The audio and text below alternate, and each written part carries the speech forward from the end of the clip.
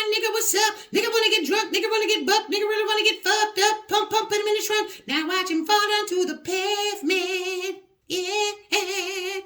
I don't think Bone Thugs get the respect they deserve sometimes. What's going on? Get ready for your 3 minutes of Black Empowerment. Not long ago, I made a video essay offering my prediction of where I think these troubled political times are headed. My prediction didn't get much attention, and I'm guessing the reason why is because most of you simply don't believe that it's possible. For those of you who didn't see that show, there's a link in the description box. I basically predicted that by the end of this decade, the U.S. government itself will completely abolish the racial caste system in America.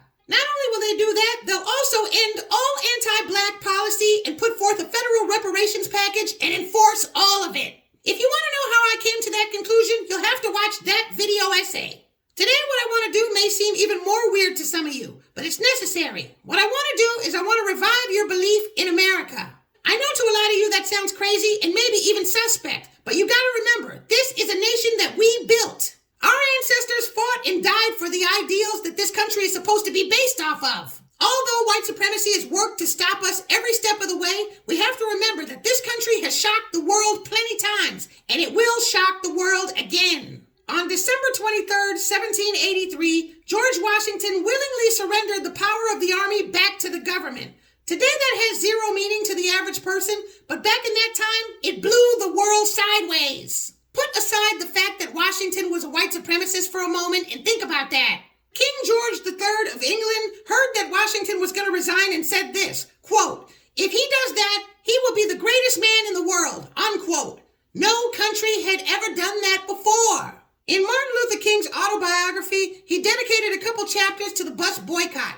Although they got the bus boycott up and running successfully, white supremacy was doing everything it could to force blacks to have to ride the buses again. They were trying to make the bus boycott illegal. They even had the auto insurance companies threaten to cancel the policies of all the carpoolers. They were all in court, and a state judge was just about to rule that the bus boycott was illegal when a man stepped into the courtroom, walked up to Martin Luther King, and handed him an envelope. It was a Supreme Court ruling. Blacks can sit anywhere on the bus that we want.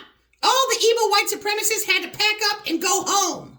These are just 2 examples, and not even the best examples. This is only a 3-minute show. What the hell do you want from me? My point is that there are things that are possible in America that simply aren't possible anywhere else in the world. When we ask for a black crime bill, we are thinking way too small. We already have a black crime bill. What the hell do you think the Civil Rights Act of 1964 was? What we want is every dime that we are owed, and we want our fully protected rights under the United States Constitution, and we can get those things really quickly. All we have to do is disrupt the management system of anti-black policy, and we have the best opportunity we've ever had to do that next November.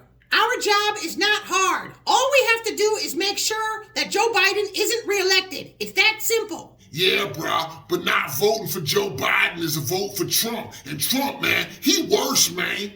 Exactly. Trump is worse, which is precisely why we need him back in the White House. The confusion will be so staggering that it'll force the American government to make an emergency pivot to reestablish itself morally. And what's the only option they'll have to make that happen? Make sure you press like, make sure you leave a comment, and make sure you donate to my channel. I'm trying to get these flyers out all over America. Thank you.